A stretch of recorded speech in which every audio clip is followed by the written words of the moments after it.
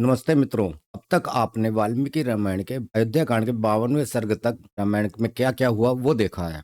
अब हम आज की कड़ी और आगे की आने वाली कड़ियों में ये देखेंगे कि इस राम कथा के कथानक, शैली, पात्र और प्रसंगों में कौन सा विरोधाभास है और उससे उठने वाले प्रश्न जो होंगे उन पर हम चर्चा भी करेंगे। आज का जो हमारा पात्र होगा वो होंगे मुनि भारद्वाज, जिनसे श्री राम पहली बार मिलने वाले हैं उनके आश्रम में, और इसके विषय में पहले ही वर्णन आ चुका है बालकांड में। आपको ये जानना आवश्यक है कि रामायण कब लिखी गई, राम के वनवास के उपरांत या राम के वनवास से पूर्व। तो राम के वनवास के उपरांत ये वाल्मीकि रामायण लिखी गई है। इसका वर्णन हमारे को बालकांड में मिलता है, जब नारद वाल्मीकि को बताते हैं कि जिस प्रकार के गुण उन्होंने जानने चाहे थे ऐसा मनुष्य कहाँ पर है इस समय। तब नारद ने बताया था कि वो मनुष्य अयोध्या में राज कर रहा है और उसने क्या क्या किया है, और वो आगे 11,000 वर्षों तक राज करने वाला है, और वो पुरुष और कोई नहीं श्री राम थे।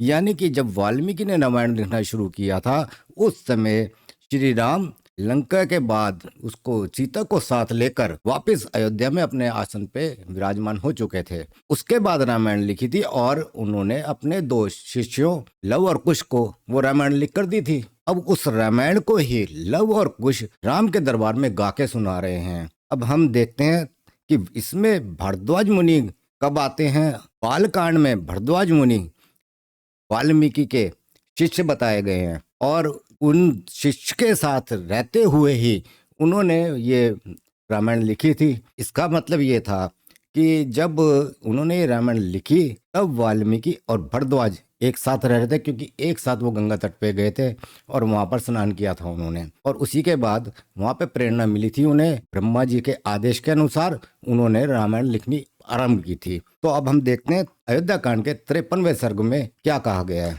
पिछली वीडियो में हमने जहाँ से छोड़ा था वो ये था कि श्री राम और उनके भाई लक्ष्मण ने 4 महामृगों पर बाणों के प्रहार किए थे, और उसके बाद वो एक पेड़ के नीचे जाके बैठ गए थे। उस वृक्ष के नीचे पहुंचकर आनंद प्रदान करने वाले श्री राम ने सायंकाल की संध्योपासना करके लक्ष्मण से इस प्रकार कहा, मित्रानंदन, आज हमें अपने जनपद से बाहर ये पहली रात प्राप्त हुई है जिसमें सुमंत्र हमारे साथ नहीं है। इस रात को पाकर तुम्हें नगर की सुख सुविधाओं के लिए उत्कंठित नहीं होना चाहिए। लक्ष्मण, आज से हम दोनों भाइयों को आलस्य छोड़कर रात में जागना होगा, क्योंकि सीता के योगक्षेम हम दोनों के ही अधीन हैं। सुमित्रानंदन, यह रात हम लोग किसी तरह बिताएंगे और स्वयं संग्रह करके लाए हुए तिनकों और पत्तों की शैया बनाकर उसे भूमि पर बिछाकर उस पर किसी तरह सो लेंगे।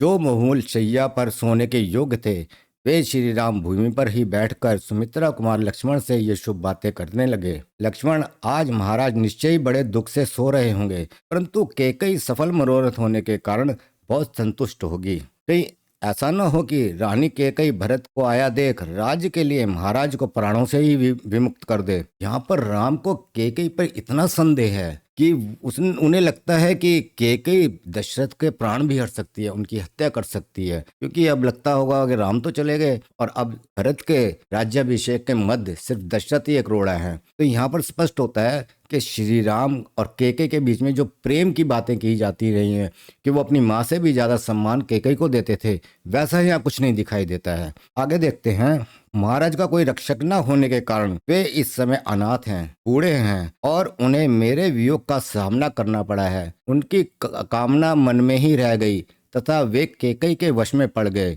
ऐसी दशा में वे बेचारे अपनी रक्षा के लिए क्या करेंगे। अपने ऊपर आए हुए इस संकट को और राजा की मति भ्रांति को देखकर मुझे ऐसा मालूम होता है कि अर्थ और धर्म की अपेक्षा काम का ही गौरव अधिक है। लक्ष्मण, पिताजी ने जिस तरह मुझे त्याग दिया उस प्रकार अत्यंत अज्ञ होने पर भी कौन ऐसा पुरुष होगा जो एक स्त्री के लिए अपने आज्ञाकारी पुत्र का परित्याग कर दे। कैकेयी कुमार भरत ही सुखी और सौभाग्यवती स्त्री के पति हैं, जो अकेले हृष्ट पुष्ट मनुष्यों से भरे हुए कौशल देश का सम्राट की भांति पालन करेंगे। पिताजी अत्यंत वृद्ध हो गए हैं और मैं वन में चला आया हूँ। ऐसी दशा में केवल भरत ही समस्त राज्य के श्रेष्ठ सुख का उपभोग करेंगे। सच है, जो अर्थ और धर्म का परित्याग करके केवल काम का अनुसरण करता है वह उसी प्रकार शीघ्र ही आपत्ति में पड़ जाता है जैसे इस समय महाराज दशरथ में पड़ गए हैं। तो मैं समझता हूँ कि महाराज दशरथ के प्राणों का अंत करने, मुझे देश निकाला देने और भरत को राज दिलाने के लिए ही कैकेयी इस राजभवन में आई थी।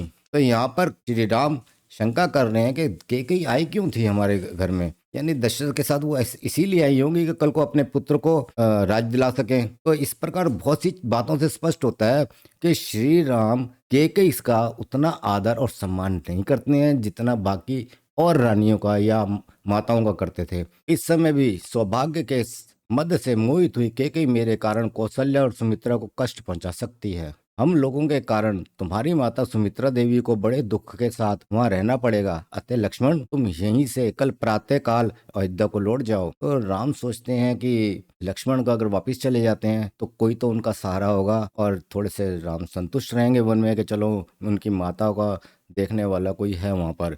इसलिए वो तरह तरह से कोशिश करते हैं कि लक्ष्मण वापिस चले जाएं, परंतु लक्ष्मण जाते हैं या नहीं वो आगे देखते हैं। मैं अकेला ही सीता के साथ दंडक वन को जाऊंगा, तुम वहां मेरी असहाय माता कौशल्य के सहायक हो जाओगे। धर्मज्ञ लक्ष्मण, कैकेयी के कर्म बड़े खोटे हैं, वह द्वेषवश अन्याय भी कर सकती है, तुम्हारी और मेरी माता को जहर भी दे सकती है। तात सुमित्रा कुमार, निश्चय ही पूर्व जन्म में मेरी माता ने कुछ स्त्रियों का उनके पुत्रों से वियोग कराया होगा। उसी प्रकार पाप का यह पुत्र विछोरूप फल आज उन्हें प्राप्त हुआ है। मेरी माता ने चिरकाल तक मेरा पालन पोषण किया और स्वयं दुख सहकर मुझे बड़ा किया। अब जब पुत्र से प्राप्त होने वाले सुख रूपी फल के भोगने का अवसर आया, तब मैंने माता कौशल्य को अपने से विलग कर दिया। मुझे धिक्कार है। सुमित्रा नंदन, कोई भी सौभाग्यवती स्त्री कभी ऐसे पुत्र को जन्म ना दे जैसा मैं हूँ, क्योंकि मैं अपनी माता को अनंत शोक दे रहा हूँ। लक्ष्मण, मैं तो ऐसा मानता हूँ कि माता कौशल्या में मुझसे अधिक प्रेम उनकी पाली हुई वह सारिका ही करती है, क्योंकि उसके मुख से माँ को सदा यह बात सुनाई देती है कि हे तोते, तू शत्रु के पैर को काट खा, अर्थात हमें पालने वाली माता कौशल्या के शत्रु के पांव को चोंच मार दे। वह पक्षिणी होकर माता का इतना ध्यान रखती है और मैं उनका पुत्र होकर भी उनके लिए कुछ नहीं कर पाता। शत्रुदमन, जो मेरे लिए शोक मग्न रहती है, मंद भागनी सी हो रही है और पुत्र का कोई फल न पाने के कारण निपुती सी हो गई है। उस मेरी माता को कुछ भी उपकार न करने वाले मुझ जैसे पुत्र से क्या प्रयोजन है। मुझसे बिछुड़ जाने के कारण माता कौशल्या वास्तव में मंद भागनी हो गई है और शोक के समुद्र में पड़कर अत्यंत दुख से आतुर हो उसी में शयन करती है। लक्ष्मण, यदि मैं कुपित हो जाऊं तो अपने बाणों द्वारा अकेला ही अयोध्यापुरी और समस्त भूमंडल को निष्कंटक बनाकर अपने अधिकार में कर लूं, परंतु पारलौकिक हित साधन में बल पराक्रम कारण नहीं होता है, इसलिए मैं ऐसा नहीं कर रहा हूं। तो यहाँ श्री राम अपने बल का प्रयोग इसलिए नहीं कर रहे हैं क्योंकि उनको परलोक की चिंता है। जो लोग इस भगवान को ऐसा समझते हैं कि वो अवतार लेते हैं और लोक मर्यादा में रहते हुए पुरुष की तरह जीते हैं, एक मनुष्य की तरह जीते हैं, अगर वो भगवान है तो उन्हें परलोक की इस प्रकार चिंता नहीं होनी चाहिए, क्योंकि परलोक तो उन्हीं के अधीन होता है। निष्पक्ष लक्ष्मण, मैं अधर्म और परलोक के डर से डरता हूँ, इसलिए आज अयोध्या के राज पर अपना अभिषेक नहीं कराता हूँ। यह तथा और भी बहुत सी बातें कहकर श्री राम ने उस निर्जन वन में करुणाजनक विलाप किया। तत्पश्चात वे उस रात में चुपचाप बैठ गए। उस समय उनके मुख पर आंसुओं की धारा बह रही थी और दीनता छा रही थी। विलाप से निवृत्त होने पर श्री राम ज्वाला रहित अग्नि और वेग शून्य समुद्र के समान शांत प्रतीत होते थे। उस समय लक्ष्मण ने उन्हें आश्वासन देते हुए कहा, शस्त्रधारियों में श्रेष्ठ श्री राम, आपके निकल आने से निश्चय ही आज अयोध्यापुरी चंद्रहीन रात्रि के समान निस्तेज हो गई है। पुरुषोत्तम श्री राम, आप जो इस तरह संतप्त हो रहे हैं, ये आपके लिए कदापि उचित नहीं है। आप ऐसा करके सीता को और मुझको भी खेद में डाल रहे हैं। रघुनंदन, आपके बिना सीता और मैं दोनों 2 घड़ी भी जीवित नहीं रह सकते। ठीक उसी तरह जैसे जल से निकले हुए मत्स्य जीते नहीं हैं। शत्रुओं को ताप देने वाले रघुवीर, आपके बिना आज मैं ना तो पिताजी को, ना भाई शत्रुघ्न को, न माता सुमित्रा को और न सर्वलोक को ही देखना चाहता हूँ। तदंतर वहां बैठे हुए धर्मवत्सल सीता और श्री राम ने थोड़ी ही दूर पर वट वृक्ष के नीचे लक्ष्मण द्वारा सुंदर ढंग से निर्मित हुई शैया देखकर उसी का आश्रय लिया, अर्थात वे वहां जाकर सो गए। शत्रुओं को संताप देने वाले रघुनाथ जी ने इस प्रकार वनवास के प्रति आदरपूर्वक कहे हुए लक्ष्मण के अत्यंत उत्तम वचनों को सुनकर स्वयं भी दीर्घ काल के लिए वनवास रूप धर्म को स्वीकार करके संपूर्ण वर्षों तक लक्ष्मण को अपने साथ वन में रहने की अनुमति दे दी। अयोध्या कांड का 54वां सर्ग देखते हैं। उस महान वृक्ष के नीचे वह सुंदर रात बिताकर वे सब लोग निर्मल सूर्योदय काल में उस स्थान से आगे को प्रस्थित हुए जहाँ भागीरथी गंगा से यमुना मिलती है। उस स्थान पर जाने के लिए वे महान वन के भीतर से होकर यात्रा करने लगे। वे दोनों यशस्वी यात्री मार्ग में जहाँ तहाँ भी पहले कभी देखने में नहीं आए थे ऐसे अनेक प्रकार के भूभाग तथा मनोहर प्रदेश देखते हुए आगे बढ़ रहे थे। सुखपूर्वक आराम से उठते बैठते यात्रा करते हुए उन तीनों ने फूलों से सुशोभित भांति भांति के वृक्षों का दर्शन किया। इस प्रकार जब दिन प्राय समाप्त हो चला तब श्री राम ने लक्ष्मण से कहा, सुमित्रानंदन, वह देखो प्रयाग के पास भगवान अग्निदेव की ध्वजा स्वरूप उत्तम धूम उठ रहा है। मालूम होता है कि मुनिवर भारद्वाज यही हैं। अब उनको भारद्वाज के आश्रम में जाना है, रात वहां बिताएंगे। आगे के प्रसंग को सुनने के से पहले आपसे अनुरोध है कि वीडियो को लाइक कर दें और चैनल को सब्सक्राइब कर दें। मेरे प्रयास में आपका ये प्रयास मेरा उत्साह बढ़ाने वाला होगा। चलिए आगे देखते हैं कि फिर क्या होता है। श्री रामचंद्र जी आश्रम की सीमा में पहुंचकर अपने धनुर्धर वेश के द्वारा वहां के पशु पक्षियों को डराते हुए दो ही घड़ी में करने योग्य मार्ग से चलकर भरद्वाज मुनि के समीप जा पहुंचे। आश्रम में पहुंचकर महिषी के दर्शन करने की इच्छा वाले सीता सहित वे दोनों वीर कुछ दूरी पर खड़े हो गए। दूर खड़े हो महिषी के शिष्य से अपने आगमन की सूचना दिलवाकर भीतर आने की अनुमति प्राप्त कर लेने के बाद पर्णशाला में प्रवेश करके उन्होंने तपस्या के प्रभाव से तीनों कालों की सारी बातें देखने की दिव्य दृष्टि प्राप्त कर लेने वाले एकाग्रचित्त तथा तीक्ष्ण व्रतधारी महात्मा भरद्वाज ऋषि का दर्शन किया, जो अग्निहोत्र करके शिष्यों से घिरे हुए आसन पर विराजमान थे। महर्षि को देखते लक्ष्मण और सीता सहित महाभाग श्री राम ने हाथ जोड़कर उनके चरणों में प्रणाम किया।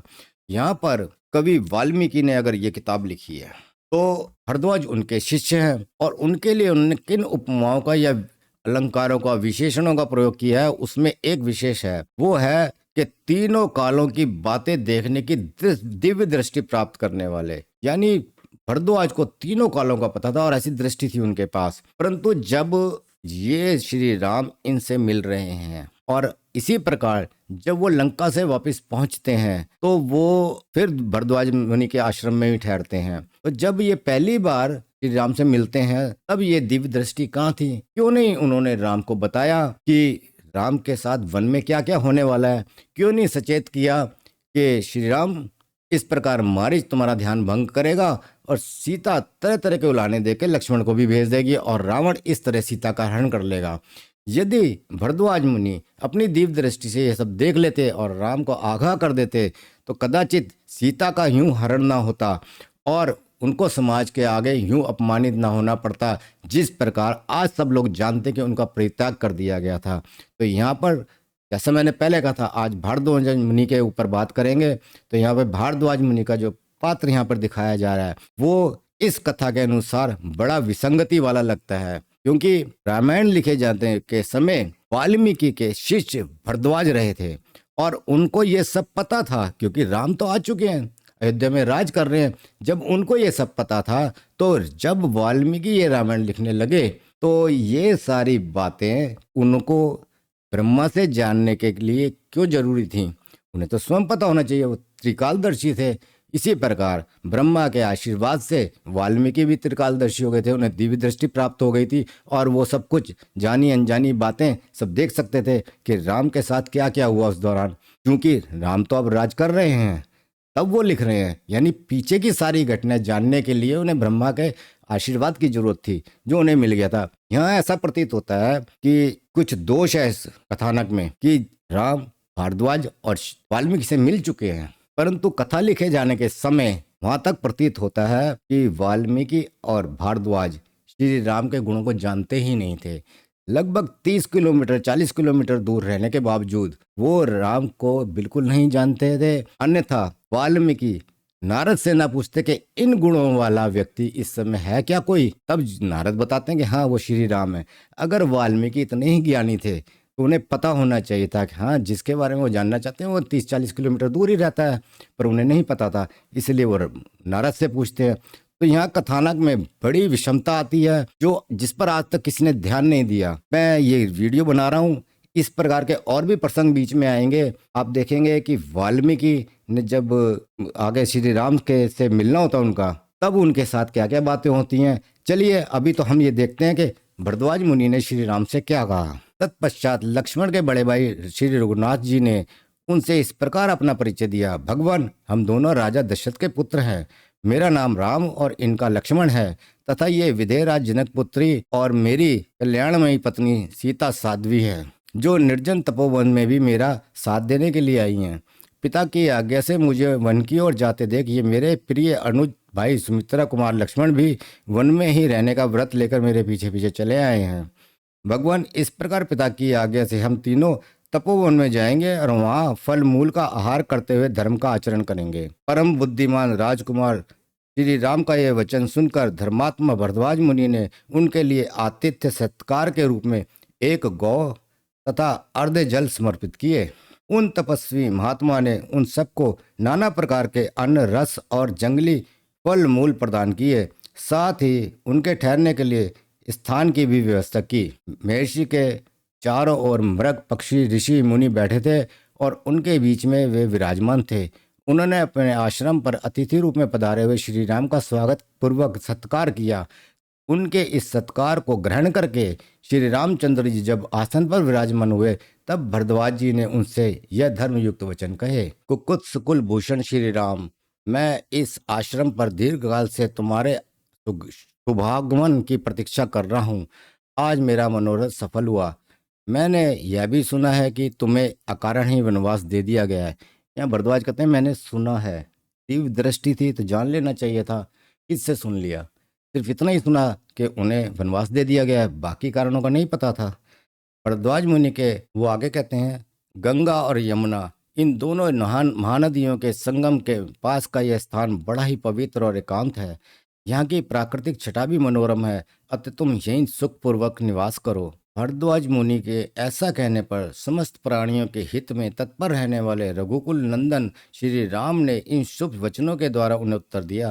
भगवान, मेरे नगर और जनपद के लोग यहाँ से बहुत निकट पड़ते हैं, अतः मैं समझता हूँ कि यहाँ मुझसे मिलना और सुगम समझकर वे आश्रम पे मुझे और सीता को देखने के लिए प्राय आते जाते रहेंगे। इस कारण यहाँ निवास करना मुझे ठीक नहीं जान पड़ता है। भगवान, किसी एकांत प्रदेश में आश्रम के योग्य उत्तम स्थान देखिए, जहाँ सुख भोगने के योग्य विदेह राजकुमारी जानकी प्रसन्नता पूर्वक रह सके। श्री रामचंद्र जी का ये वचन सुनकर महामुनि भरद्वाज ने उनके उक्त उद्देश्य की सिद्धि का बोध कराने वाली बात कही। साथ यहाँ से 10 कोस, अन्य व्याख्या के अनुसार ये 30 कोस है। जब यहाँ 10 कोस ही लिखा है तो व्याख्या की क्या जरूरत है कि 30 कोस है? 10 कोस का मतलब क्या हो गया? लगभग 20 किलोमीटर के आसपास या 20 मील के आसपास।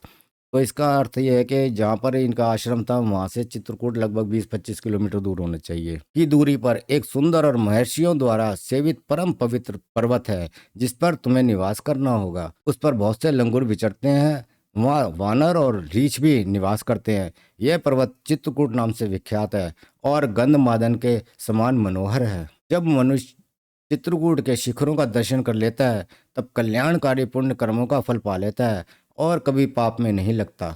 वहाँ बहुत से ऋषि, जिनके सिर के बाल वृद्धावस्था के कारण खोपड़ी की भांति सफेद हो गए हैं, तपस्या द्वारा सैकड़ों वर्ष तक क्रीड़ा करके स्वर लोक को चले गए हैं। प्रयाग में श्री रामचंद्र जी महर्षि के पास बैठकर विचित्र बातें करते रहे। इतने में ही पुण्यमयी रात्रि का आगमन हुआ। वे सुख भोगने योग्य होने पर भी परिश्रम से बहुत थक गए थे, इसलिए भरद्वाज मुनि के उस मनोहर आश्रम में श्री राम ने लक्ष्मण और सीता के साथ सुखपूर्वक वह रात्रि व्यतीत की। तदंतर जब रात बीती और प्रातः काल हुआ, तब पुरुष श्री राम प्रज्वलित तेज वाले भरद्वाज मुनि के पास गए और बोले, भगवान, आप स्वभावतः सत्य बोलने वाले हैं।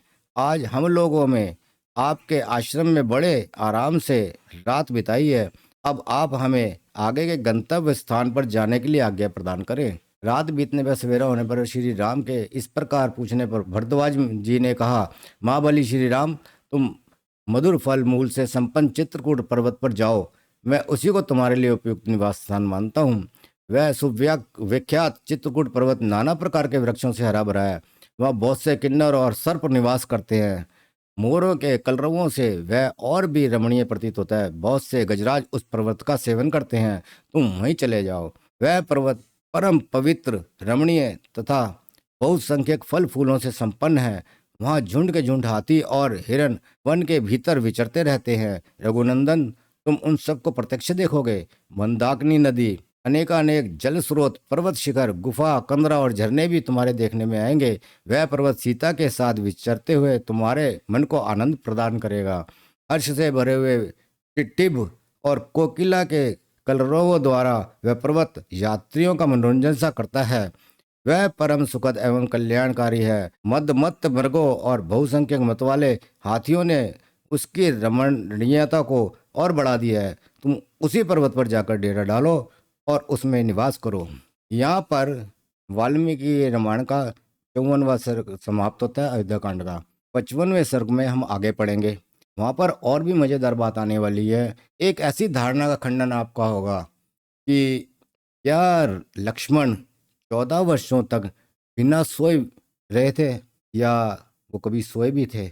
ऐसी एक दो बातें और हैं जो अगली वीडियो में आपको देखने को मिलेगी। उसकी प्रतीक्षा कीजिए। तब तक के लिए नमस्कार।